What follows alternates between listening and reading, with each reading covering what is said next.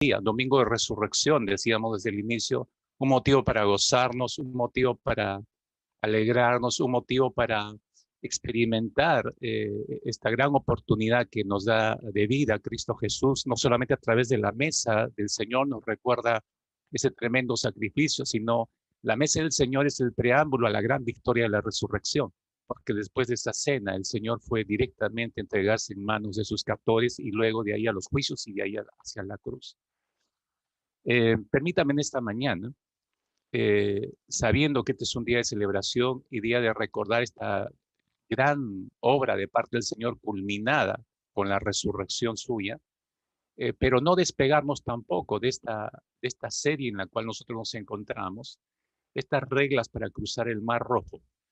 Y esta es la quinta semana que prácticamente entramos para aprender una nueva regla.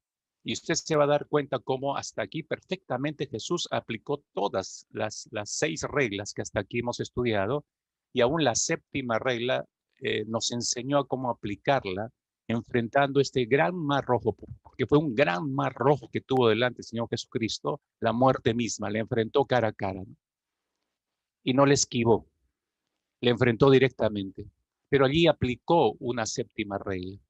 Pero permíteme solamente hacer un recordatorio de lo que hasta aquí el Señor nos ha enseñado. Si bien recordarás las 6 semanas anteriores, la primera regla que aprendimos para cruzar el Mar Rojo fue esta, ¿no? Percátate de que la intención de Dios es que estés donde estás. Saber que estamos en el lugar en que debemos estar. Jesús perfectamente aplicó esta ley. Él sabía que fue a la cruz y llegó a la cruz después de 33 años de vida en esta tierra, porque el Señor, esa fue la intención de Dios desde el inicio, desde el pecado de Adán y Eva. Entonces usted ve ahí a Jesús cumpliendo perfectamente esta ley. La segunda ley que aprendimos fue: preocúpate más por la gloria de Dios que por tu alivio. Insistentemente Jesús aplicó esta regla de vida, ¿no?, durante su existencia aquí en la tierra. No tuvo otro objetivo que darle gloria a Dios. Ese es un gran ejemplo en Cristo Jesús. Pero lo ve aplicando esta regla constantemente en su vida aquí en la tierra. La tercera regla que aprendimos fue: reconoce a tu enemigo, pero mantén tus ojos puestos en el Señor. Jesús identificó, desenmascaró al enemigo desde antes de empezar su ministerio y a lo largo de su ministerio. Pero el escrito está, le hizo mantener sus ojos puestos en su Padre Celestial. Y eso nos deja el precedente de cómo Jesús aplicó esta tercera regla sobre su vida. La cuarta regla: clama a Dios. Usted lee los 4 evangelios y ve una vida de clamor en el Señor Jesucristo. Respetó perfectamente esta ley. La quinta regla que aprendimos: confía en la fidelidad de Dios siempre. Él expresó de diferentes maneras esta confianza plena que tenía en la fidelidad del Padre Celestial. ¿Fidelidad en qué? En el cumplimiento de todo lo que había dicho él con anticipación. Sabía que él era fiel porque el mismo Señor Jesucristo es fiel. La sexta regla que aprendimos la semana pasada: sigue esperando en Dios, dale tiempo para que obre. Aún en el momento más crucial, nuestro Señor Jesucristo colgado en aquella cruz, esas horas previas, Él pudo pedir como dicen las Escrituras, pudo haber pedido una mirada de ángeles, y los ángeles venían y acababan con todo lo que estaba a su alrededor y libraban al Señor y lo regresaban a su gloria y se acabó el problema. Frenaban todo el sufrimiento, pero no. Él sabía que era el plan del Padre Celestial. Él tenía que darle espacio a Dios, a pesar que él en su humanidad clama: Padre mío, ¿por qué me has abandonado? Es el momento, el espacio de seguir esperando a Dios y dejarle espacio a Dios para que obre, porque luego de ahí entraría la resurrección. Pero es un asunto de tiempo. Fue doloroso, fue dolorosísimo para el Señor, pero hasta en ese momento crucial lo ve al Señor aplicando esta sexta regla para enfrentar su Mar Rojo. Entonces, perfectamente usted ve ahí las 6 leyes, cómo Cristo las aplicó en su propia vida. Y ahora, si Él pudo hacerlo en su humanidad, entonces nosotros también podemos hacerlo. Hoy domingo el mundo cristiano recuerda la gran victoria obtenida por Cristo en la cruz del Calvario. ¿Qué es lo que venció Jesús? Necesitamos recordar eso ahora. No es solamente: ay, qué lindo, Jesús resucitó, pero tenemos que entender qué es lo que venció Jesús. En primer lugar, Él venció la muerte. Sepa usted que Él venció la muerte. La afirmación de que Cristo ha vencido la muerte, que es una expresión que utilizamos mucho, se refiere a su resurrección, directamente a la resurrección. El que estaba muerto ahora está vivo. tal como se lo dijo revelándose al apóstol Juan cuando estaba desterrado en la isla de Patmos, ¿se acuerda? Apocalipsis capítulo 1, versículo 18. Jesús dijo, cuando se identifica ante él, dice, yo soy el que vive. Estuve muerto, sí, pero ahora vivo para siempre. Yo tengo las llaves del reino de la muerte. Estas afirmaciones de nuestro Señor definen por completo la diferencia más importante entre el cristianismo y todas las demás religiones. Si usted está aquí en esta mañana conectado con nosotros, alguien le invitó y usted viene de un contexto X, de una religión que usted ha estado practicando, que no sea el cristianismo o semejante al cristianismo, sepa usted que la resurrección de Jesús, esto es lo que define absolutamente, y esta es la diferencia entre todas las demás religiones, una tumba vacía. Porque ningún otro líder religioso predijo como Jesús su propia muerte y resurrección. El evangelista Mateo, capítulo 16, versículo 21, nos recuerda sus palabras preanunciadas antes de los hechos. A partir de entonces, Jesús comenzó a explicar a sus discípulos, dice, que él tendría que ir a Jerusalén y que los ancianos, los jefes, los sacerdotes y los maestros de la ley lo harían sufrir mucho. Les dijo que lo iban a matar, está anunciando eso, lo iban a matar, pero que al tercer día resucitaría. ¿Quién puede dar este lujo de detalles? No existe ningún líder en ninguna religión en el mundo que usted conozca que haya hecho esto. Y después de preanunciar esto, cumplir lo que él predijo. Lucas capítulo 24, versículo 6, nos muestra el cumplimiento de lo que Jesús dijo anticipadamente. ¿Se acuerdan? Esto es lo que le dijo el ángel a las mujeres que entraron a la tumba y no vieron el cuerpo. Dijo, no está aquí, le dijeron a las mujeres, sino que ha resucitado. Y agregaron, acuérdense de lo que les dijo cuando todavía estaba en Galilea. Acuérdense, Jesús dijo esto. En otras palabras, les dijo el ángel en aquel sepulcro a las mujeres que entraron a buscar el cuerpo de Jesús. El hecho de que Cristo haya vencido a la muerte, mis queridos amigos, significa que a los creyentes también se les ha concedido la victoria sobre la muerte. Por eso nos gozamos de la resurrección. Como dice el apóstol Pablo, somos más que vencedores por medio de aquel que nos amó. Y esa es una referencia a Cristo. ¿Por qué? Porque dice el apóstol Pablo también en una de sus cartas que Cristo es la primicia de los que resucitaron. La primicia de los que durmieron y resucitaron primero. Y detrás de él le seguimos todos los que hemos creído en esa obra perfecta de Cristo Jesús en la cruz del Calvario. Entonces Jesús, si usted se da cuenta, venció a la muerte allí en la cruz, pero también venció a Satanás en la cruz. Él derrotó a Satanás a favor nuestro, que éramos indefensos pecadores, por usar una expresión. Si usted recuerda el texto de Juan capítulo 12, versículo 31, son las palabras mismas de Jesús. Él dijo, ahora es el juicio de este mundo, ahora el príncipe de este mundo, que es uno de los nombres de Satanás, será echado fuera. Está anunciando una victoria contra Satanás. Y luego el apóstol Pablo hace eco de esto en su carta a los Colosenses, capítulo 2, versículo 15, y dice, Dios despojó de su poder a los seres espirituales que tienen potencia y autoridad y por medio de Cristo los humilló, dice, públicamente, llevándolos como prisioneros en su desfile victorioso. Es una figura interesante porque usted se da cuenta, con la tumba vacía, Cristo destruyó el arma más poderosa del diablo. ¿Cuál es? La muerte. Satanás, nuestro acusador, ahora no tiene poder para condenar a los cristianos, no tiene poder. Cristo se lo arrebató. No compartiremos, al fin y al cabo, el destino de Satanás preanunciado a través de las escrituras que irá al lago de muerte eterna. No vamos a ir a ese lugar, porque Cristo nos libertó de ese lugar venciendo a Satanás y el poder que él manejaba, que es la muerte. Pero también venció en tercer lugar al pecado, allí en la cruz del Calvario. Cuando Cristo venció la muerte por nosotros, eliminó, dice el apóstol Pablo, el aguijón de la muerte. El aguijón de la muerte, que es el pecado. El apóstol Pablo cuando escribe justamente su carta a los Corintios, 1 Corintios 15, en el versículo 56 dice el apóstol Pablo, el aguijón de la muerte es el pecado y el pecado ejerce su poder por la ley. Es decir, no seremos juzgados por Dios conforme a nuestros pecados, sino que estaremos ante Dios revestidos de la propia y perfecta justicia de Cristo, porque cuando recibimos a Cristo, somos justificados en Él. Por eso los creyentes en Cristo Jesús, los creyentes, todos los que han entregado su vida a Cristo Jesús, no sufrirán daño de la segunda muerte, dice el libro de Apocalipsis. ¿Cuál es la segunda muerte? Es la muerte eterna. La primera muerte es la muerte física. Ahora hay una resurrección después de la muerte física, o es para vida eterna o es para condenación eterna. Los que hemos entregado la vida a Jesucristo dice que no sufriremos daño de la segunda muerte. Y la segunda muerte no tiene potestad sobre estos. ¿Quiénes son estos? Los que han recibido a Cristo como Señor y Salvador. Mire qué tremendas noticias recordar en esta mañana. Qué tremendas realidades que la Escritura nos muestra acerca de lo que Cristo hizo para nosotros.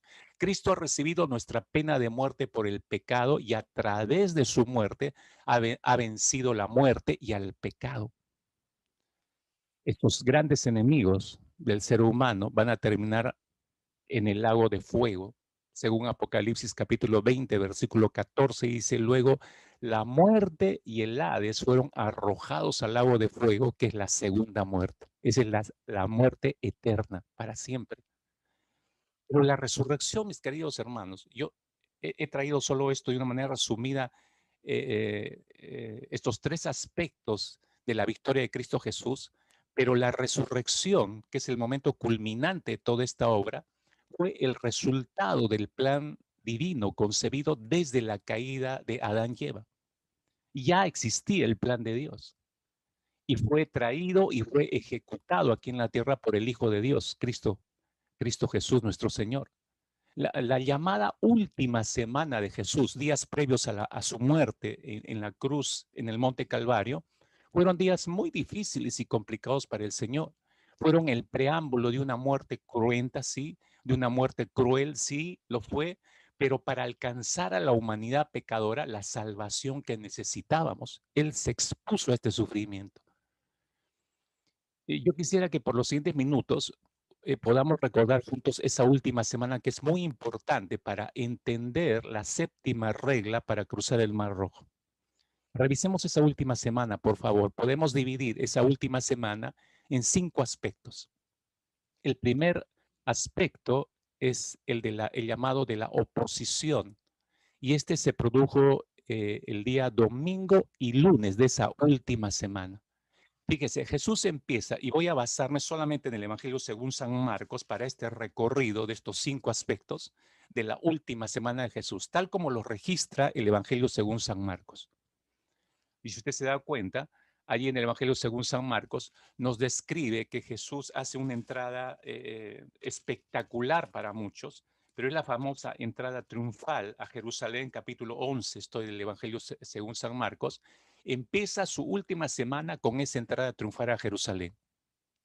Esta entrada tuvo obviamente reacciones diferentes en la gente, porque nadie comprendía realmente lo que estaba sucediendo. Jesús entra sentado en un pollino de asna, como nos dice el evangelista Marcos. Pero los reyes, si ustedes, es como un paralelo que hizo Jesús, pero de forma diferente. Los grandes reyes, los príncipes, entraban en caballos, en sendos caballos blancos, seguidos con honores a causa de sus victorias cuando conquistaban un lugar. Era un desfile militar. Estaba encabezado por el rey sobre ese caballo. Este rey Jesús entra de una manera diferente, entra de una manera humilde a la ciudad, montado sobre un pollino de asna, eh, y a la ciudad que días después de gritar Hosana, Hosana, esos gritos se transformaron en gritos de crucifícale, crucifícale, crucifícale. Las mismas personas que gritaron Hosana fueron las que pidieron su crucifixión días después. Pero Jesús llega a Jerusalén, hace esta entrada triunfal según el Evangelio, según San Marcos. Todo esto ocurre el día domingo. Entra al templo, mira el estado del templo. Él siente un impacto porque no es lo que Dios quería, lo que él ve en el templo, pero él no dice nada. Sale, así termina su día domingo. No se queda en Jerusalén. Según Marcos 11, versículo 1, él estaba hospedado en Betania, que quedaba a unos pocos kilómetros de Jerusalén. Entonces sale de Jerusalén ese día domingo y regresa a Betania. Y pasa la noche allí. Al día siguiente, día lunes, por eso se llama que son los días de la oposición. Al día siguiente, día lunes, Jesús se dirige al templo, directamente regresa al templo. Creo que en mente tenía todo lo que vio el día anterior y en el camino al templo, Jesús, según el Evangelio de San Marcos, tiene hambre. Ve una higuera que parecía tener higos, se acerca a la higuera, pero no encuentra ningún fruto. Entonces Jesús la maldice y se va.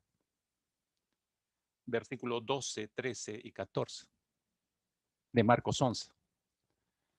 La maldice y se va. El Señor maldice esta higuera teniendo en cuenta que no era tiempo de higos. Eso es lo sorprendente. Lo que Jesús, pero ¿qué hizo esto Jesús? Quería ilustrar algo a sus discípulos. Jesús siempre estaba enseñando. Jesús quiso ilustrar cómo era la vida misma de Israel, una nación sin fruto, sin ningún fruto bueno, aceptable delante de Dios. Lo que sabemos es que Israel era una nación que parecía tener mucha vida espiritual, aparentemente.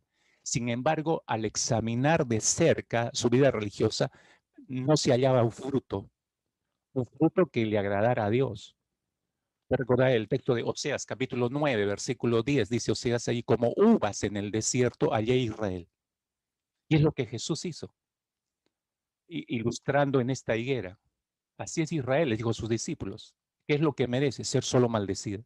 Si Dios espera que dé un buen fruto y no lo está dando, ¿qué merece esta higuera? Solamente ser maldecido. Como uvas en el desierto, hallé Israel como la fruta temprana de la higuera. En su principio vi a vuestros padres, dice el Señor. Ellos acudieron a Baal, peor, se apartaron para vergüenza y se hicieron abominables como aquello que amaron, ¿no? Así de esta manera, el Señor Jesús está en camino al templo, recuerden, ¿no? Estamos en día lunes. Entra al templo de Jerusalén y lo haya hecho un mercado. Y usted bien recordará. Entonces, versículo 15 hacia adelante, estamos en Marcos 11, él manifiesta allí la ira divina. Empieza a echar a todos los mercaderes. ¿Qué más deshonra, mis hermanos? Si usted revisa este pasaje, usted se dará cuenta qué es lo que indignó al Señor. Bueno, usted ve el cuadro, qué más deshonra y falta de respeto a Dios en su propio templo. Dejó de ser un templo para transformarse, a ver, déjeme usar una expresión que conocemos mucho, la transformaron en una megaplaza, ¿no? Donde ofrecían de todo, ¿no?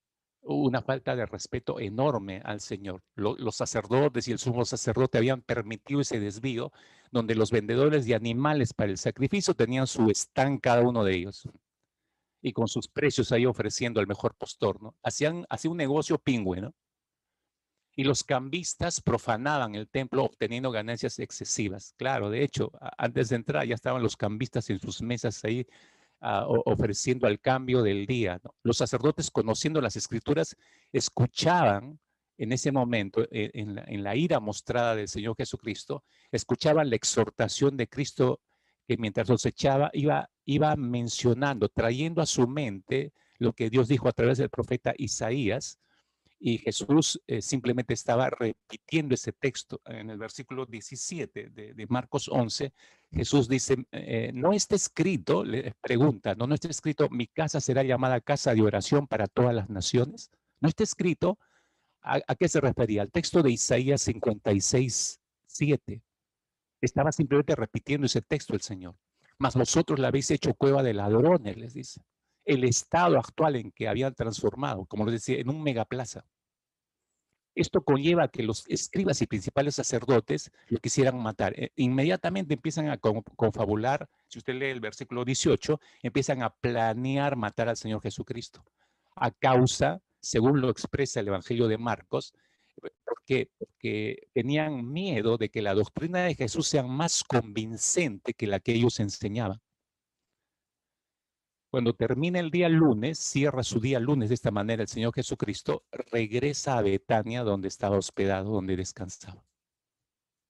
Amanece, estamos en día martes, y el día martes es el día de instrucción. Se acaba el momento de la oposición, domingo, lunes, y entramos al día de instrucción. El día martes, todo el día de martes, usted se va a dar cuenta, el Señor lo dedica a instruir. Vuelve a Jerusalén el día martes, pasan por el lado de la misma higuera que él maldijo, y Pedro recuerda lo que hizo el Señor el día anterior, y Jesús aprovecha en ese momento para enseñar respecto a la fe. A partir del versículo 24 de Mateo 11, Jesús empieza a instruirles acerca de la fe, esa fe que mueve montañas. Al mismo tiempo, el Señor habla con respecto a la oración, les instruye en cuanto a la oración, que el orar, que al orar, les dijo el Señor Jesucristo, si se fija en el versículo 24, creyendo que lo recibirán, vendrá, les dice el Señor, les está dando toda una lección, los está instruyendo en cuanto a la oración. Así empieza su día martes del Señor. Luego sigue camino, entra al templo una vez más. Entonces Jesús ahí en el templo tiene varios momentos, eh, ¿cómo decirlo? Varios encontrones, diría yo, con los principales sacerdotes, con los escribas, con los ancianos, con los saduceos, con los fariseos. Sintetizo, porque esto sería un poco largo de leerlo, el capítulo 11, lo que resta del capítulo 11 y 12, pero allí está concentrado este día martes con todas las instrucciones del Señor, con todas las enseñanzas del Señor Jesucristo. Si se da cuenta ahí en el capítulo 11, versículo 27 hacia adelante, el Señor Jesucristo sustenta de dónde venía su autoridad, por ejemplo. Luego pasa al tema de usando la parábola de los labradores malvados en el capítulo 12, empezando el capítulo 12, y usa esa parábola para ilustrarles lo que ellos estaban haciendo con el propio Jesús, el Hijo de Dios. Luego pasa, a partir del versículo 13 hacia adelante, este capítulo les habla acerca de los tributos, para demostrarles que debían ser responsables, tanto con el César, terrenalmente hablando, pero tanto con Dios también. Luego pasa, a partir del versículo 18 hacia adelante, a hablar de la resurrección, importante tema en las enseñanzas de Jesús. A partir del versículo 28 entra a hablar sobre los mandamientos, los cuales, los que ellos conocían, los 10 mandamientos básicamente, y toda la ley mosaica, las aprieta en 2 mandatos: amar al Señor y amar al prójimo. Interesante lo que hace el Señor ahí. A partir del versículo 35 del capítulo 12 hacia adelante, Jesús sustenta acerca de su deidad. Recién empieza a sostener realmente que Él es Dios. Esto despierta mayor conflicto, por cierto, entre sus oidores. A partir del versículo 38 hacia adelante, lo que hace Jesús es lanzar ciertas advertencias para, les dice a sus discípulos, que se guarden de los escribas, que ellos aparentan algo que no viven. Entonces dice, escúchenlo, sí, pero no vivan como ellos, ¿no? Acepten la enseñanza que es fidedigna, pero no vivan como ellos. Ellos no viven lo que predican. Y luego, a partir del versículo 41 hasta el versículo 44, Jesús enseña acerca de las ofrendas, cómo ofrendar. Entonces, ese día está dedicado exclusivamente a instrucciones de parte del Señor. Instruye a los suyos y a la gente. Después sale del templo y anima a sus discípulos a estar pendientes de lo que va a suceder en el futuro. Entra un tema escatológico ya en el capítulo 13, estamos de Marcos, y les da un pantallazo a sus discípulos de la tribulación y de la gran tribulación. Aun si ellos no captaron en ese momento, Jesús sabe que después de esa enseñanza, para ellos va a estar más en claro algunas cosas, aún después de su resurrección. Termina ese día martes con una expresión interesante. Fíjese en el versículo 37 del capítulo 3, estamos hablando de Marcos. Fíjese cómo termina el Señor Jesucristo este proceso de instrucciones. Dice, y lo que a vosotros digo, a todos lo digo, velad, velad. Y esa es una instrucción que creo que pesa muchísimo en estos tiempos, velad. Y en otras palabras, el ánimo para los discípulos de ese momento y para nosotros también hoy en día, velando porque nuestro Dios viene pronto. Quizás hoy, quizás más tarde, en las siguientes horas, quizás ya no nos vamos a ver el próximo domingo, no lo sé, pero velad, velad, velad en oración, se entendía, ¿no? Así cierra su día martes el Señor esa última semana.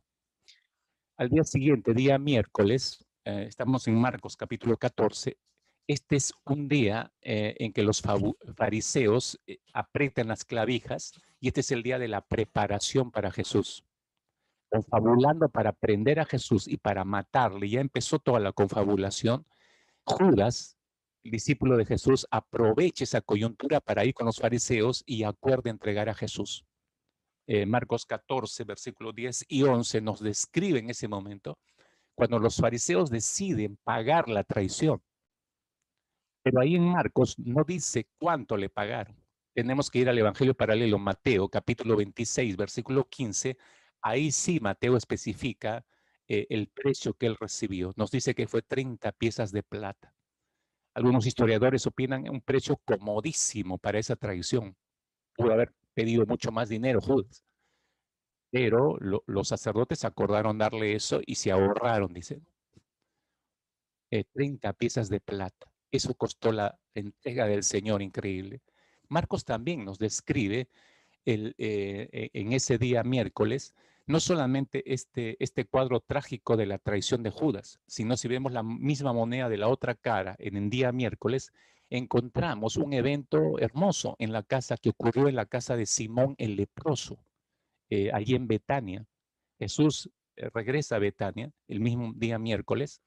Estamos en Marcos capítulo 14, versículo 3 hacia adelante. ¿No? Jesús está en la casa de este hombre Simón, llamado Simón el leproso, donde se aparece una mujer. Y es la mujer que vierte un vaso de alabastro, quiebra ese vaso de alabastro, un perfume de nardo puro, dice, de mucho precio sobre la cabeza de Jesús. El nardo es un ungüento aromático de alto precio que venía de la India oriental, no lo producían los israelitas. Entonces, ese tremendo viaje encarecía el producto. Entonces, lo que tenía esta mujer entre sus manos era algo de mucho precio. Las reacciones, usted se recordará y nos muestra el Evangelio según San Marcos, es variada. Todos los que estaban reunidos en la casa de Simón el leproso, unos dicen que es un desperdicio, los propios discípulos dicen, esto se pudo haber empleado para comprar alimento para los pobres, empiezan a dar sus opiniones, pero nadie ve el fondo del asunto, pero Jesús sí. Entonces Jesús, viendo el corazón de esta mujer y el de los demás, toma la palabra para mostrarles, explicarles lo que realmente está ocurriendo en ese momento. Y es sorprendente porque Jesús les dice, lo que está haciendo esta mujer es prepararme para mi sepultura. Es un anticipo de mi sepultura. Y ellos entienden bien lo que Jesús le está diciendo. Para nosotros puede ser muy difícil esto, pero para ellos era normal. Captaron inmediatamente, porque era la costumbre de ese tiempo, poner ungüento y perfumes a los cadáveres antes de sepultarlos. Y Jesús dice, eso es lo que está haciendo esta mujer. Para eso Dios le permitió llegar a este momento, ungirme. Ella está graficando algo que va a ocurrir conmigo. Y es más, Jesús pone en evidencia que el testimonio y la acción de esta mujer quedarían registrados para la memoria de ella por los siguientes siglos. Y así ha ocurrido. Seguimos hablando de esta mujer que quebró el alabastro, ¿no es cierto? Qué testimonio más grande de entrega, de lo más preciado que tenía ella. Y eso, ¿saben qué, hermanos? Nos obliga a pensar cuando recordamos a esta mujer quebrando lo de mayor precio. Me pregunto, nos obliga a preguntarnos, mejor dicho, hoy en día, ¿cuán preciado es Cristo para mí? ¿Cuánto de lo que yo poseo quisiera darle a Él? Y no me detengo en estas dos preguntas que serían todo un mensaje, pero simplemente las dejo ahí en su mente para que usted las revise. ¿Cuánto vale Cristo para usted? ¿Cuánto de todo lo que usted posee, cuánto es capaz de dar por ese Señor al que usted dice amar? Bueno, todo esto pasó en día miércoles. Al día siguiente, día jueves y viernes, estos son los días de la pasión.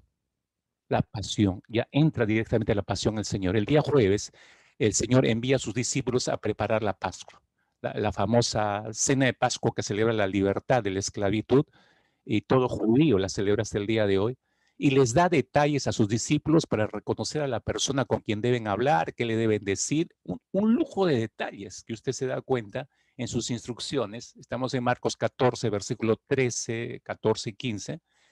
¿Y quién puede dar ese lujo de detalles? Solamente alguien como Dios. Y Él está mostrando su deidad a darle esos detalles de anticipado. En el versículo 22 del capítulo 14 de Marcos hacia adelante, Jesús instituye la Santa Cena, lo que acabamos de celebrar hace unos minutos. Y la Santa Cena conlleva el ingreso al nuevo pacto que es en la sangre de Cristo Jesús, pacto que nos permite llegar al Padre ya no por una sombra, como estaba estipulado en el Antiguo Testamento y los sacrificios antiguos testamentarios, que eran una sombra de lo que venía.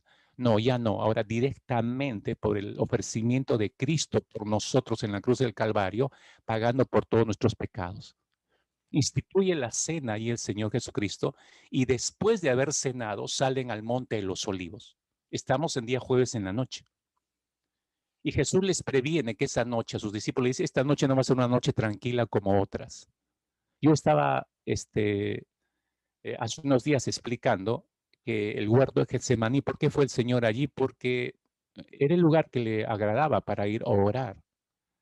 Y era el lugar donde veía regresar previo al encuentro con sus captores, porque necesitaba hablar, conversar con el Padre, necesitaba ser sustentado por él en un momento tan crucial. Versículo 26 hacia adelante de Marcos 14, Pedro, como siempre lo vemos en todos los evangelios, impulsivo, el hombre siempre arrojado, es el que salta para decir que él no va a escandalizarse, ¿no? Por Jesús. Y Jesús inmediatamente lo calla y le dice, me vas a negar 3 veces antes que cante el gallo. Marcos 14, versículo 32 hacia adelante, llegan a Getsemaní, nos muestra el evangelista Marcos, y el Señor se aparta para orar, pero se lleva a 3 de sus más cercanos, a Jacobo, a Juan y a Pedro. Y él entra en un estado de comunión y de oración muy particular con el Señor, y entra en esa comunión íntima con el Padre para que lo que viene a continuación no sea cortado por el shock de enfrentar la muerte o el maltrato que va a sufrir. Jesús quiere tener en claro permanentemente, no solo que es la voluntad del Señor, sino que la intimidad de comunión con el Padre es la que lo va a sostener, la que lo sostuvo y la que lo va a seguir sosteniendo. Después de 3 veces angustiosas de clamor delante de su Padre, vuelve a los discípulos que están dormidos, y Jesús simplemente los despierta para que sean testigos de la traición que va a ser objeto Jesús. Entonces ve a partir del versículo 43 cómo Judas llega, lo entrega con un beso, se estipuló eso como una señal para que los alguaciles y fariseos se dieran cuenta de quién era Jesús e inmediatamente se echan encima de Jesús. Versos 53 hacia adelante, este capítulo 14 de Marcos, durante toda la noche Jesús es juzgado. Estamos en día jueves. Toda la noche jueves pasa por varios juicios el Señor.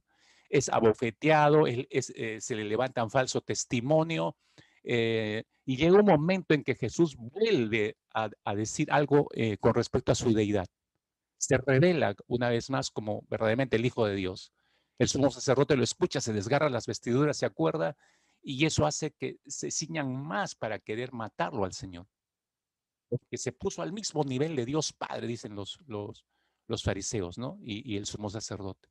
A partir del versículo 66 hacia adelante, Pedro está fuera en el patio, ha venido y ha visto todo lo que estaba pasando, todos los juicios donde Jesús está entrando, y él hasta ahí se siente suficientemente valiente, pero cuando escucha al gallo cantar, entonces se da cuenta que ya negó al Señor 3 veces, tal como el Señor se lo había anticipado. Pedro sale y llora amargamente, pensando en semejante traición. Se cierra así el día jueves, pero no se cierran los juicios y el maltrato de Jesús durante toda la madrugada. Amanece día viernes, llegamos a Marcos capítulo 15, muy temprano los principales sacerdotes querían terminar todo ese asunto lo más rápidamente posible, y querían terminarlo con amenazas, con maltrato, ¿no? Según ellos, esto tenía que acabar ya, ¿no? Entonces llevan a Jesús delante de Pilato. Lo que tenemos en este capítulo es la confrontación que tiene Pilato con Jesús. Pero Pilato se da cuenta que no hay nada que merezca que este hombre muera, Jesús. Pero Pilato, ágilmente, él se da cuenta que este es un asunto de envidia de los propios religiosos. Pero él no quiere mezclarse con las tradiciones judías ni con sus costumbres.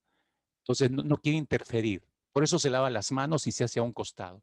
Después de sugerirles que les plantea soltar a un ladrón homicida llamado Barrabás, como que para hacerles cambiar de opinión y dejen tranquilo a Jesús, pero los sacerdotes incentivan aguijonean a todo el público presente y todos empiezan a gritar, como decía, los mismos que gritaron Hosana el domingo en la mañana, estaban gritando, aquel viernes temprano estaban gritando, crucifícale, crucifícale, crucifícale.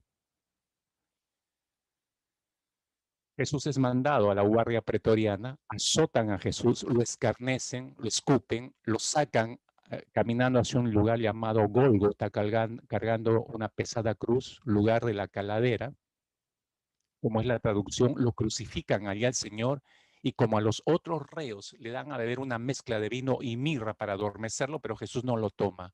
Él quería estar consciente absolutamente hasta el último segundo de vida sobre esa cruz. Muchas profecías se cumplen en ese momento y sobre todo se cumple el gran amor eterno del Padre Celestial hacia nosotros vertido a través de su propio Hijo Jesucristo. Versículo 37 de Marcos 15. Vemos a Jesús expirando sobre la cruz en horas de la tarde, 3, 4 de la tarde. Sus piernas no son quebradas como es la costumbre. Los romanos quebraban las piernas para acelerar una hemorragia interna que lo mataba en el acto. Pero Jesús no sufrió porque había una profecía que decía que ninguno de sus huesos se iba a quebrar y así fue. Estamos sobre el versículo 38 de Marcos capítulo 15, un acontecimiento interesante que registra el Evangelio de Marcos. Dice que el velo del templo se rasgó en dos cuando Jesús expiró. Es decir, se rasgó de arriba a abajo. Cuando nosotros leemos esto, bueno, todos los que tienen cortinas en sus casas dirán, wow, sí, pues se partió de arriba abajo. Lo vemos como un acto, sí, quizás sobrenatural, pero sencillo de ocurrir. Déjeme explicarle rápidamente. Deme un paréntesis para explicarle esto y quiero que usted se dé cuenta que no es tan sencillo como nosotros imaginamos. Esto, el solo, el solo sonido de la ruptura de ese, de ese velo, la gente salió espantada y se escuchó fuera del templo, no sé cuántos metros de distancia fuera del templo, porque el velo estaba dentro del templo. ¿Cómo que se escuchó? Sí, se escuchó, se tuvo que haber escuchado. Le explico, fíjese. El templo de Salomón, que fue el primer templo construido, tenía, dice, según el registro de Primera de Reyes, capítulo 6, versículo 2, dice que tenía 30 codos de altura. Pero ustedes saben, ese templo cayó, fue destruido. Herodes, cuando asume, muchos siglos después, Herodes lo reconstruye. Ahora, no le da la misma altura que le dio Salomón, 30 codos, le da 10 codos más, 40 codos, dicen los historiadores, 40 codos más, o sea, más alto. De acuerdo, y de acuerdo a los escritos de Flavio Josefo, que es un historiador judío del primer siglo, muy respetado, por cierto, en sus escritos de Flavio Josefo explica cómo era ese lugar impactante con sus 30 codos, con sus 40 codos de altura, el templo que reconstruyó Herodes, y describe al velo que separaba el lugar santo del lugar santísimo. Nos dice que, Flavio Josefo nos dice que ese velo tenía cerca de 18 metros de altura. Estamos hablando de una altura como de un edificio de 6 pisos aproximadamente. A no ser que mi hermano Cayupito, que está ahí escuchándome, me corrige y me diga, no, pastor, está mal su cálculo. Bueno, entre 5, 6 pisos, 18 metros de altura. Ahora, imagínense, esa altura, el velo, 18 metros de altura, una cortina, una gran cortina de 18 metros de altura. Pero escuche esto, Flavio Josefo dice que el grosor de esa cortina era de 10 centímetros de espesor. ¿Usted ha visto alguna tela de 10 centímetros de espesor? Yo no. La cara de mi palma y mi mano, esta distancia de acá son 5 centímetros, y usted me da 5 centímetros más, este era el ancho, el espesor de esa cortina, 10 centímetros, wow. Y dice Flavio Josefo, con 10 centímetros era una gran cortina, difícil de ser, que se rasgue, difícil de ser rasgada. Incluso él pone un ejemplo, Flavio Josefo, y dice, y si aún se ataran, se decía en ese tiempo, dos caballos, uno al otro extremo del otro, para rasgar el velo, no hubieran podido los caballos hacerlo.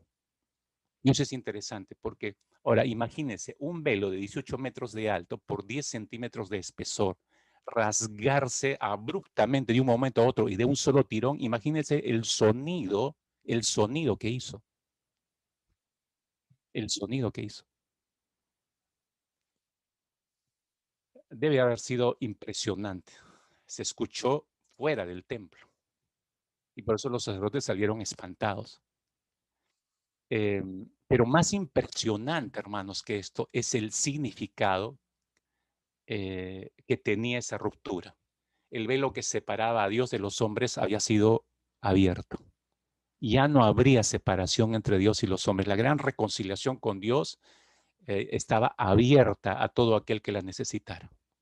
Así desembocamos al capítulo 15 de Marcos, versículo 42 hacia adelante. Llega la noche, cuando Jesús ya está muerto, y aparece José de la ciudad de Arimatea, José de Arimatea, una persona pudiente con muchos recursos, solicita a Pilatos que le entregue el cuerpo de Jesús. Pilato accede y es entregado el cuerpo de Jesús a José de Arimatea.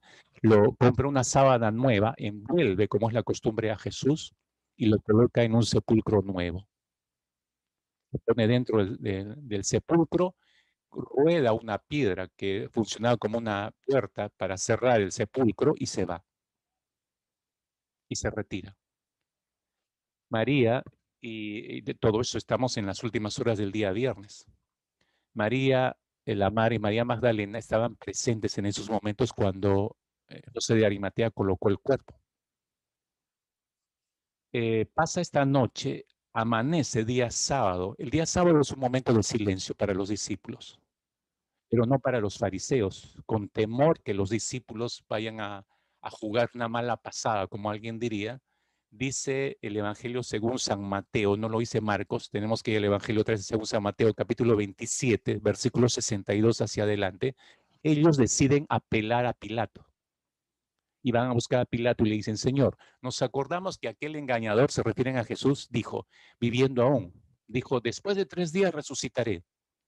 Entonces nos hemos acordado de eso, le dicen a Pilato. Entonces le hacen una petición a Pilato, le dicen a Pilato: manda pues que se asegure el sepulcro hasta el tercer día.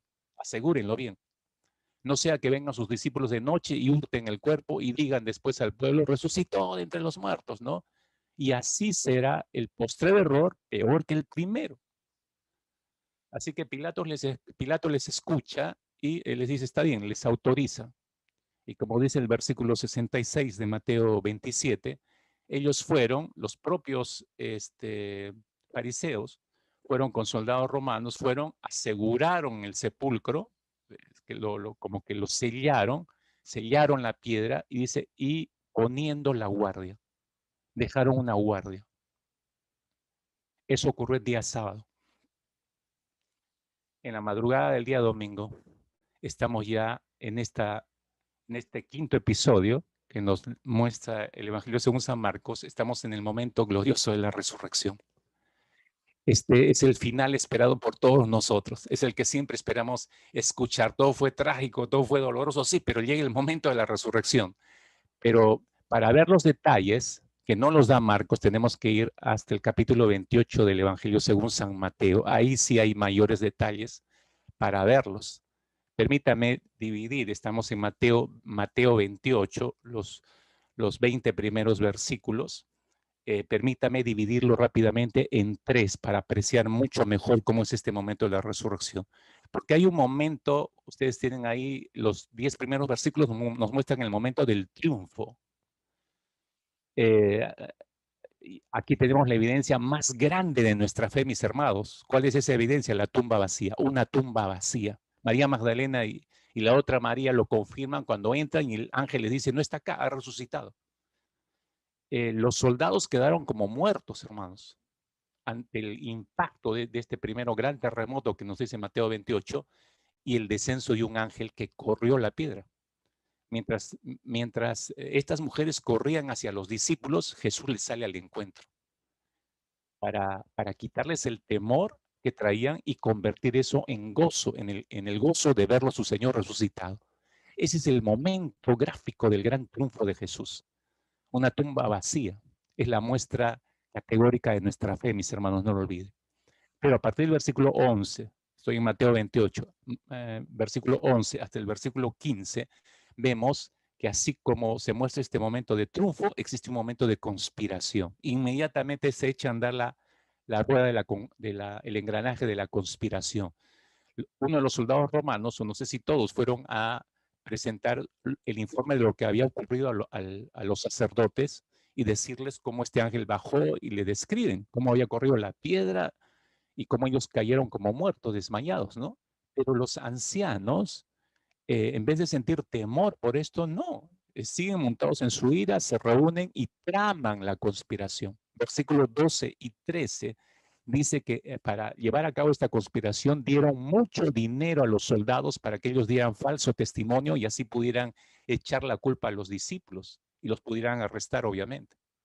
Entonces, este es el momento de la conspiración. Pero usted lee a partir del versículo 16 hacia adelante, a pesar de este momento de victoria, no nos deja colgado en este momento de triunfo del Señor Jesucristo y menos en la conspiración para desacreditar su resurrección, sino nos introduce a la gran responsabilidad de todos aquellos que creemos en ese triunfo de Jesús. Que conspiración, hermanos, va a haber siempre. La hubo en ese momento y la va a seguir habiendo el día de hoy. Siempre vamos a escuchar conspiraciones contra los cristianos, contra todos aquellos que predicamos el Evangelio de Cristo Jesús. Siempre va a haber conspiración contra nosotros. Eso no nos debe preocupar. Lo que nos debe preocupar es ejercer la responsabilidad recibida. Y Mateo 28, versículo 16 hasta el versículo 20, después de haberse aparecido a muchos, aunque algunos dudan, Cristo muestra que Él es quien decía ser, el Hijo de Dios. Y les encomienda a todos, aquellos que lo vieron, y que todo lo que han recibido ellos de parte directa de Jesús, vayan y lo compartan a todas las naciones y hagan discípulos de esa manera. Y el último registro de sus palabras, según Mateo, es significativo. Miren la seguridad que les da el Señor. Mientras ustedes hacen eso y me obedecen y van y hacen discípulos y los bautizan y les enseñan todo lo que yo les he enseñado, yo estoy con vosotros todos los días hasta el fin del mundo. ¿Qué seguridad tenemos, mis hermanos? La seguridad de que el Señor no nos ha abandonado. Esta es la semana, esta es una tremenda semana, última semana, donde vemos todo este panorama, pero no podemos imaginar, esto nos lleva a nuestro segundo punto en el mensaje, esto nos lleva a ver el paso a paso de Jesús, de su vida. No podemos imaginar, mis hermanos, el día a día de nuestro Señor Jesucristo como el de cualquier mortal en esta tierra. Nuestro Señor no se despertaba cada día pensando en las mismas cosas que usted y yo nos levantamos pensando, no. Él sabía, Jesús sabía que tenía un tiempo limitado para llevar adelante la obra para la cual había venido a esta tierra. Miren cómo lo expresó el Señor Jesucristo. Lo dijo de esta manera. Juan capítulo 6, versículo 38. Juan capítulo 6, 38. Porque yo no he bajado del cielo, dijo, para hacer mi propia voluntad, sino para hacer la voluntad de mi Padre que me ha enviado. Ahí lo tiene usted. Para él estaba muy en claro. Él se levantaba pensando en hacer la voluntad del Padre. Para eso había venido. Entonces, para él estaba muy claro lo que debía hacer cada día. ¿Y cómo lo sabía? Porque cada día recibía la confirmación de lo que debía hacer en la misma presencia del Padre. Jesús iba cada día a conversar con su Padre, a preguntarle sobre su día a día. Antes de empezar sus actividades de cada día, el Padre le confirmaba la agenda que él debía seguir. Marcos capítulo 1, versículo 35, nos da exactamente este cuadro de cómo empezaba su día Jesús. Dice, levantándose muy de mañana, cuando todavía estaba muy oscuro, salió y se fue a un lugar solitario y allí oraba. Pues por eso, mis hermanos, esta es la razón por la que Jesús sabía a qué aldea debía entrar al día siguiente, a cuál aldea entrar y a cuál no, dónde debería ir, dónde debería pasar, a quién debería sanar, a quién debería predicar, en qué casa debía posar, qué invitación debía aceptar, de quién debía cuidarse, a quién debería revelarse ese día o a quién no. Toda esa agenda la confirmaba cada día delante de su Padre. Así que mis hermanos, aplicando esto a la última semana del Señor, como toda su vida fue hasta allí, cada paso, podemos ver que cada paso que dio nuestro Señor Jesucristo estaba dándolo guiado específicamente por la voluntad del Padre Celestial. Su día a día, su paso a paso. Él no entró a Jerusalén aquel domingo, empezando esta última semana, porque se le ocurrió.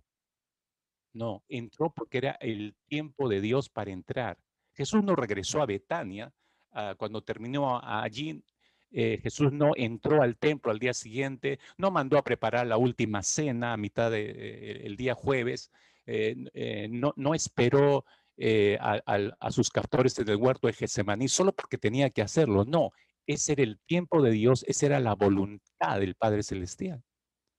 Cada paso que dio Jesús en aquella última semana, como en toda su vida, fueron pasos, hermanos, escuche, fueron pasos de fe, creyendo firmemente que era la voluntad de Dios. Cada paso que daba el Señor, cada decisión que tomaba Jesús, él sabía que estaba dentro de la voluntad del Padre Celestial. Entonces Jesús enfrentó así la muerte en la cruz, sabiendo que ese era el paso siguiente y final que debía dar aquí en la tierra. No, no fue, él no dio ese paso creyendo en que era algo simplemente porque ya no tenía fuerzas o ya no había nadie que lo defendiera o no podía defenderse. No, él sabía que daba ese paso porque esa era la voluntad del Padre y lo dio creyendo en que Dios sería glorificado y que la victoria contra la muerte, el pecado y Satanás sería una victoria segura y que culminaría en una gran resurrección. Él sabía que el Padre lo había prometido, así estaba planificado. Jesús nos mostró, en otras palabras, a través de su vida, esta séptima regla para cruzar nuestro mar rojo. ¿Y cuál es la séptima regla para cruzar el mar rojo? Da un paso de fe a la vez. Da un paso de fe a la vez. Séptima regla para cruzar el mar rojo. La vida de Jesús nos muestra eso. La vida de Jesús hizo eso. La vida de Jesús fue un paso de fe a la vez, cuando decimos un paso de fe, creyendo en que esa era la voluntad del Padre. Él sabía que estaba haciendo la voluntad del Padre en cada paso que daba. Con esto en mente y visto gráficamente, hermanos, a través del Evangelio, así debe ser nuestra vida. Eso nos lleva a nuestro tercer punto en esta tarde. El paso a paso del creyente, del Hijo de Dios. ¿No? Si así lo hizo el Señor, entonces, y dice la primera carta de Juan, que el que esté en Cristo debe andar como él anduvo, entonces los pasos que dio Jesús, nosotros debemos seguirlos, debemos imitar ese estilo de vida, ese paso a paso. Ahora, pero parto desde Éxodo capítulo 14. Parto desde Éxodo capítulo 14, regresamos una vez más a Éxodo capítulo 14, versículo 11, donde dice que los israelitas clamaron al Señor cuando vieron a los egipcios a sus espaldas. Y es posible que junto a ellos, cuando ellos levantaron este clamor, es posible que junto a ellos también Moisés sumó su propia oración, su propio clamor interior se sumó a la del pueblo. Entonces, Moisés busca calmar los ánimos desesperados del pueblo y les dice, versículo 13 y 14, que hemos pasado ya por esos versículos de Éxodo 14, les dice, no temáis, estad firme, les dice. Subraye esta palabra, ¿no? Estad firmes, no temáis, estad firmes y ved la salvación que Jehová hará. Él peleará por vosotros y vosotros estaréis tranquilos. Y después de decirle esto, imagínense por favor, Moisés les comunica esto y Moisés se queda quieto. Y se queda quieto probablemente, pero él sigue orando en su interior. Y el pueblo igual. No hay una reacción. Ahora, no podría decirle cuántos segundos o minutos pasaron en esa actitud, tanto Moisés como el pueblo. Pero lo cierto es que después de esos segundos o minutos, Dios reacciona primero. Y Dios llama la atención a Moisés, si se fija en el versículo 15. Entonces yo me imagino a Dios diciendo, hey Moisés, les dije, estad firmes, no les dije inmóviles. El versículo 15 le dice, Moisés, ¿qué haces? ¿Por qué sigues clamándome sin hacer nada? Ya no es tiempo de clamar, Moisés, es tiempo de avanzar, de ponerse en marcha, de seguir adelante. Y a los hijos de Israel que marchen, por eso les dice. ¿Mm? Ahora, imaginen ustedes Israel, mis hermanos, por favor, imagínense, tiene usted que trasladarse imaginariamente a ese momento. Imagine a Israel mirando al Mar Rojo moverse, en primer lugar, ¿no? Con el viento que empieza a subir en su intensidad. Ven y sienten el viento recio que durante toda esa noche empezó a soplar y a abrir las aguas. Dice el versículo 21, Éxodo 14, seguimos. Hizo Jehová que el mar se retirase por viento recio oriental toda aquella noche y volvió el mar en seco y las aguas quedaron divididas, dice. Entonces agrega en el versículo 22 y dice, los hijos de Israel entraron por el medio del mar en seco, teniendo las aguas como muro a su derecha y a su izquierda. Eso significa que toda la madrugada estuvieron cruzando el mar. Estamos hablando de casi 2 millones de personas. Pero el punto es este, mis hermanos, anote esto que es importante. Cuando Israel recibe la indicación de cruzar el Mar Rojo y ellos empiezan, no sé, imagínense las caras de ellos, nunca han tenido esa experiencia, ven que se levantaron las aguas, ¿no? Como muro a su derecha y a su izquierda. Oiga, no es asunto de que empieza a cruzar como si nada. No, empezaron a entrar con cierto temor, mirando las aguas, ¿no? Ellos, escúchame, ellos tuvieron que dar un primer paso de fe cuando pisaron ese camino que Dios abrió. Tuvieron que dar un primer paso de fe. Todo empieza en la vida dando un paso de fe para ingresar en ese camino que Dios había abierto. Ahora, piense esto, ¿qué cree que ellos pensaban en ese momento? Mirando los muros de aguas a sus costados, es probable que más de uno tuviera un natural temor humano de que esos muros cedieran y los aplastaran en cualquier momento. Es un temor natural, muy humano, pero tenían que dar otro paso más y cada paso que daban deberían hacerlo confiando en que Dios seguiría sosteniendo los muros a sus costados. Era un avanzar en fe, porque iban caminando y el natural temor humano, se va a venir esto abajo, pero la fe, no, pero Dios ha dicho, yo confío en que Dios va a seguir aguantando estos muros hasta que terminemos de pasar. ¿Se da cuenta? Así operó, es lo más probable. Y luego siguieron dando un paso y el siguiente y el siguiente y el siguiente y empezaron a avanzar y avanzar con la misma expectativa y confianza en Dios. Ellos tuvieron que depender de Dios en cada paso que dieron mientras caminaban por ese camino, mientras avanzaban en ese camino que Dios les había abierto. Y esa fue la intención de Dios. Ante semejante peligro, semejante volúmenes de agua que podían aplastarlos y matarlos, y la prueba es que eso ocurrió con los egipcios, ellos tenían que confiar que Dios iba a aguantar esas aguas ahí arriba, abriéndoles el camino, hasta que ellos terminaran de pasar. El avanzar en estas condiciones es un avance en fe. Mientras ellos daban un paso más y veían que las aguas seguían siendo sostenidas por la mano de Dios, imagínense, ellos se animaban a dar el siguiente paso y a dar el siguiente paso y a dar el siguiente paso. Su fe en Dios iba siendo afirmada, aparte, estaban siendo adiestrados de una manera sobrenatural, rapidísima, estaban recibiendo unas grandes lecciones de fe hasta que llegaron al otro lado del Mar Rojo. Es evidente, mis hermanos, que Dios buscaba desarrollar esa fe necesaria para creerle a Dios y confiar en Él para cruzar un mar como ese. Aquí vemos claramente la aplicación de la séptima regla para cruzar el Mar Rojo. Da un paso de fe a la vez. Da un paso de fe a la vez. Te explico un poco mejor esto. C.H. Mackintosh, el famoso predicador irlandés del siglo XIX, él dijo lo siguiente, un tremendo predicador, igual que Spurgeon o que Moody, era un tremendo predicador del siglo XIX. Él dijo, cuando Dios guía, no te da dos pasos a la vez. Yo debo dar uno y luego Él me ilumina para dar el siguiente. Así el corazón se mantiene en dependencia permanente de Dios. Y este es el punto, hermanos queridos. Este es el punto. Esto es lo que hizo con la nación de Israel. cada paso que dieron, mirando, y tenían que confiar, no tenían otra opción, tenían que confiar que Dios iba a seguir sosteniendo las aguas a sus costados. Este era un andar en fe, creyéndole al Señor.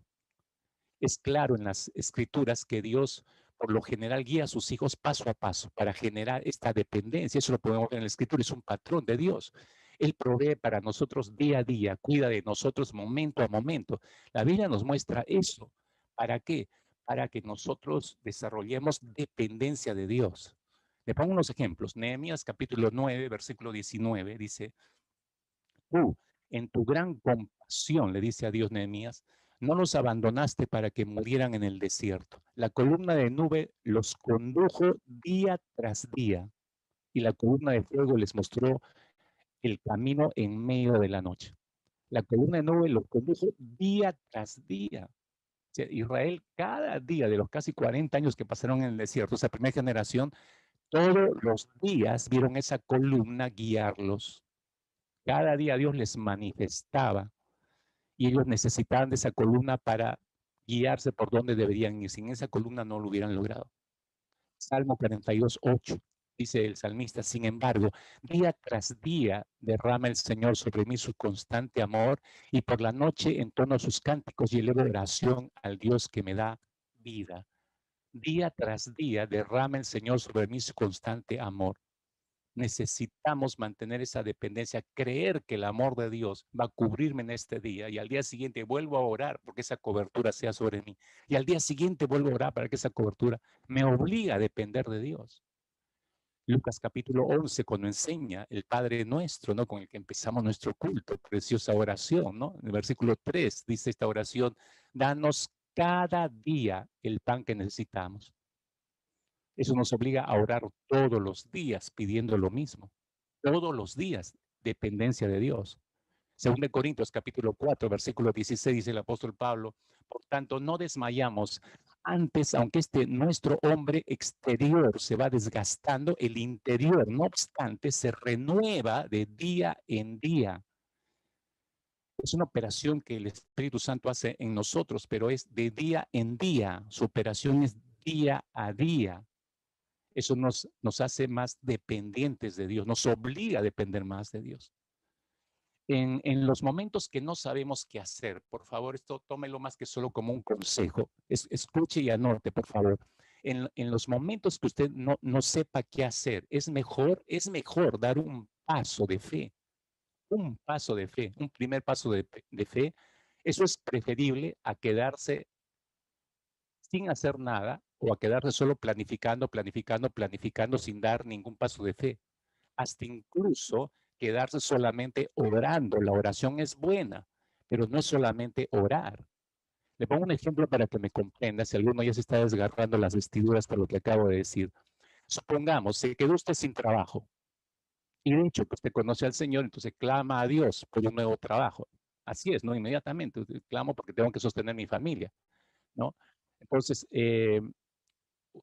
¿podría usted pasarse 2, 3, 4, 5 años orando por trabajo sentado ahí en su casa sin hacer nada? Estoy orando todos los días en las madrugadas y con ayuno incluso. Pero mejor es, mis hermanos, que mientras usted va orando y ayunando, dé un paso de fe. Muévase, muévase. Presente su currículum en alguna empresa. Eso es moverse en fe. Es un primer paso. Si Dios le abre la puerta, esa puerta en esa empresa, entonces usted dará el siguiente paso. Y si le abre esa puerta, dará el siguiente paso y el siguiente paso. Hermanos, cuando Dios guía, no te da dos pasos a la vez. Nosotros debemos dar uno y luego Él nos ilumina para dar el siguiente paso. Así el corazón nuestro se mantiene en dependencia permanente de Dios. ¿La notó? Espero que sí. Así que la pregunta que debemos hacernos, se la dejo por escrito ahí delante, la pregunta que debemos hacernos hoy es la siguiente. ¿Qué paso pequeño debo dar en este momento para ir enfrentando este asunto, sea cual fuere? ¿Qué paso pequeño? El paso pequeño es el paso de fe, es el primer paso de fe. ¿Qué paso pequeño debo dar en este momento para ir enfrentando este asunto? Quizás ese paso de fe, mis hermanos, ese pequeño paso de fe será hacer una llamada telefónica. será conversar con alguien, o será revisar su calendario, o será reprogramar su tiempo, o será descansar, o será evaluar, o será consultar un médico, o será cancelar sus tarjetas de crédito, o empezar a pagar sus deudas, o quizás sea empezar a leer su Biblia por fin. Esos podrían ser los primeros pasos de fe. Usted tiene que darse cuenta cuál es el primer paso de fe que debe dar, pero el asunto es que lo dé ese primer paso. Usted da ese primer paso y el Señor le guiará hacia el siguiente paso. El padre de la medicina moderna, Sir William Osler, médico de profesión de siglos pasados, él dijo lo siguiente: lo principal para nosotros es no ver lo que se halla vagamente a lo lejos, sino hacer lo que está claramente al alcance de nuestra mano. Eso significa, en otras palabras, dar el primer paso de fe. Es lo mismo que decíamos hace un instante. Nuestro Señor Jesucristo enseñó en el Sermón de la Montaña, y cito estas palabras de Jesús para no quedarnos solo con las palabras de Sir William Osler, que son, creo, nos hacen reflexionar, sí, pero no producen vida, pero las palabras de Jesús sí.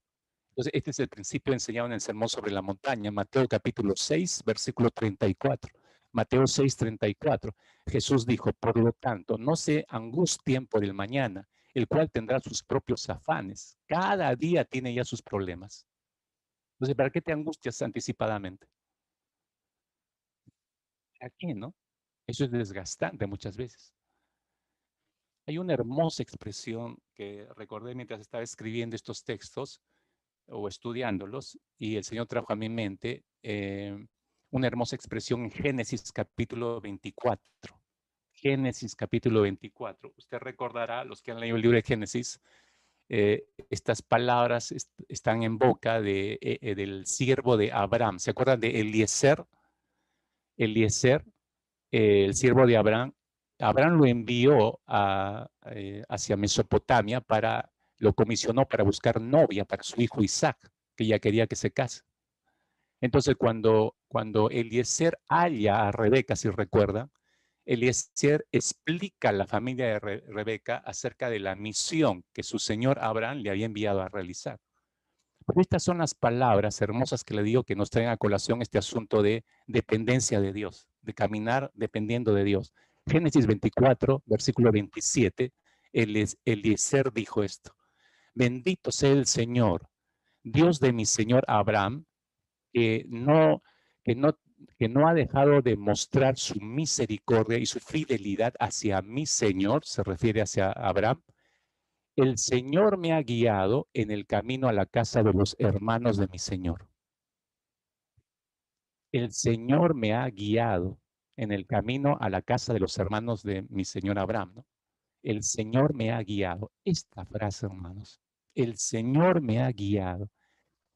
Eliezer, todo el viaje que lo hizo, cada paso que él dio, lo hizo dependiendo de Dios. Ya me imagino este hombre orando: Señor, ¿cómo voy a encontrar?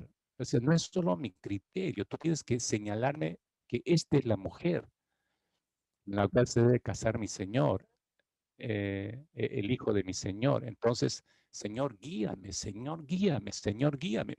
Vivió cada día dependiendo hasta que el Señor le mostró y le hizo conocer a Rebeca y a su familia.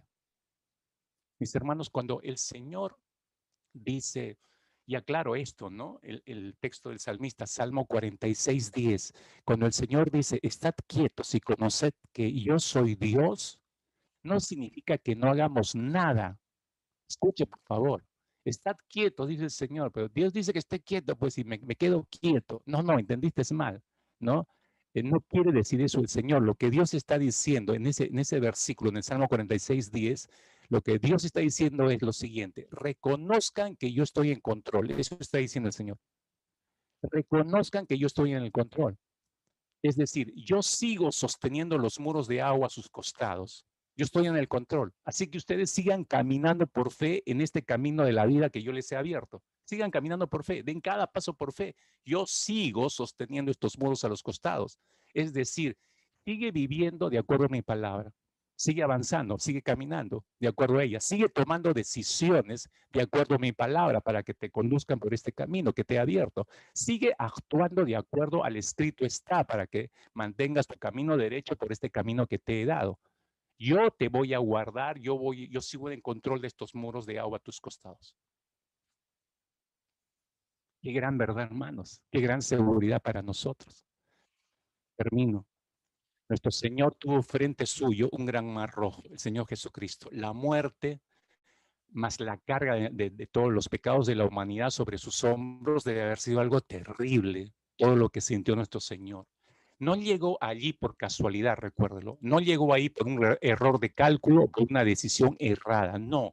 Cristo el Mesías llegó allí paso a paso, como ya expliqué, enseñándonos la séptima regla para enfrentar y cruzar esos mares rojos que parecen imposibles, dando un paso de fe a la vez, enseñándonos que esa es la única manera de caminar en este mundo embargado por el pecado, confiando en el Señor, en lo que Él ha hecho, reconociendo que Él está en control, guardando nuestras vidas alrededor. Cuando nosotros damos el primer paso de fe, el Señor nos muestra dónde dar el segundo paso y el tercero y el cuarto y el quinto y los demás.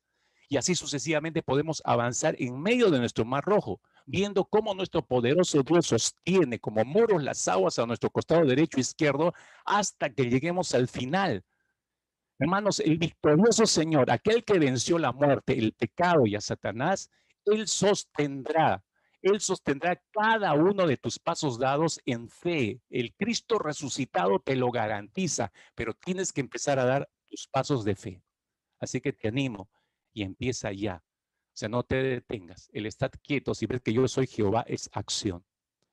Entiende que yo estoy en el control, tú empieza a dar los pasos en fe de acuerdo a mi palabra. Ora conmigo, por favor, en esta mañana. Y siente de verdad un renovado gozo en tu corazón.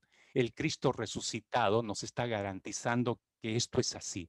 Él ya pasó por ese camino, Él vio cómo Dios lo sostuvo. Si lo hizo con su propio Hijo, lo va a hacer con cada uno de nosotros. Que no le quepa la menor duda. Dígale ahí conmigo, Padre, muchas gracias por tu palabra. Como decíamos hace minutos atrás, nos asombra todo lo que has hecho por nosotros. Nos asombra la manera como actúas. Nos asombras cómo tú sostienes y cómo todo está en control, Señor. Y lejos de temer, cada vez estamos mucho más seguros que podemos seguir dando pasos en fe. Cada paso, Señor, que nos permita ir viendo nuestro mar rojo abrirse, nos da seguridad de que podemos dar el siguiente y el siguiente y el siguiente, y tú seguirás abriendo camino para cada uno de nosotros. Gracias porque nuestro Señor Jesucristo, tu Hijo, venció a la muerte, a Satanás y al pecado. Y no queremos olvidar esto. Así es que, iglesia, gózate en esta verdad. Gózate en esta tremenda y gran verdad.